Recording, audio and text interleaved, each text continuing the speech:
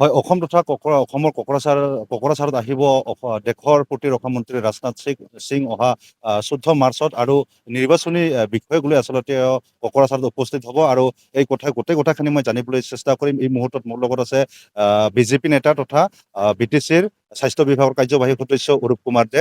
আপোনাৰ কাষলৈ আহিছোঁ। অহা 14 মাৰ্চত দেশৰ প্ৰতি ৰক্ষা মন্ত্ৰী আহিব।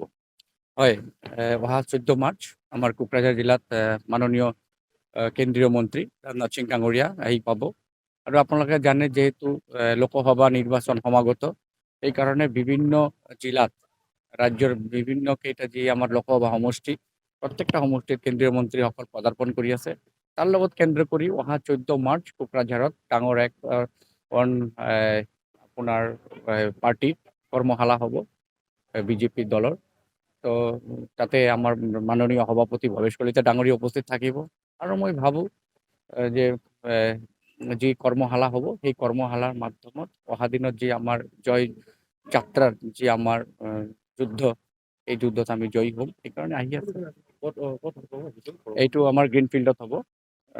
গ্ৰীণফিল্ডত ইতিমধ্যে আমি প্ৰস্তুতি আৰম্ভ কৰিছোঁ। আজি 11 তাৰিখ 14 তাৰিখত হ'ব আৰু যিহেতু এইটো ইমান ডাঙৰ সভাও নহয়, এইটো গণ সমবেশ নহয়, এইটো আমাৰ দলীয় কাৰ্যক্ৰম।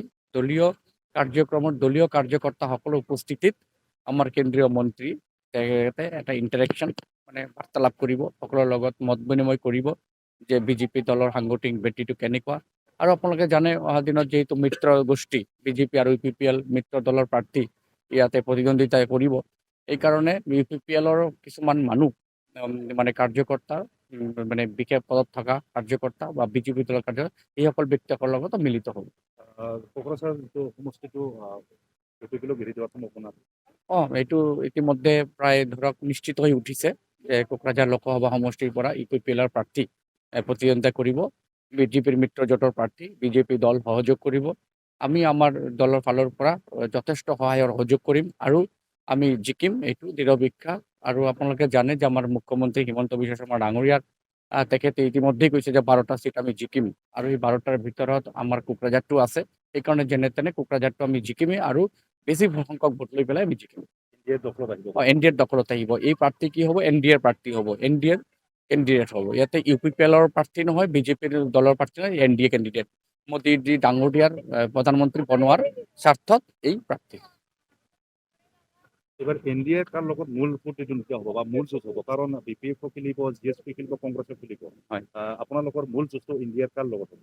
মূল যুঁজ নহয়, কিন্তু আমাৰ লগত যি শুনি আছোঁ BPF হয়তো প্ৰাৰ্থী দিব পাৰে, কিন্তু এতিয়ালৈকে যিহেতু ঘোষণা কৰা নাই সেইকাৰণে আমি ক'ব নোৱাৰোঁ।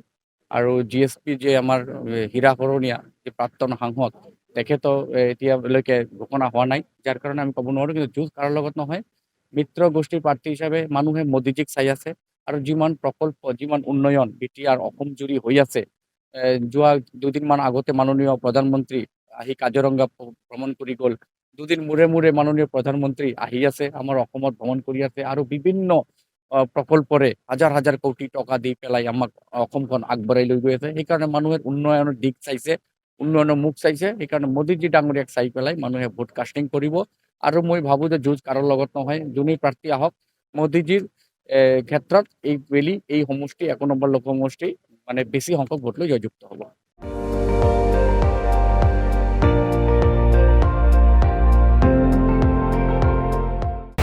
আপুনি চাই আছে ND24, সৰ্বশ্ৰেষ্ঠ নহয় সৰ্বোত্তমৰ দৌৰত।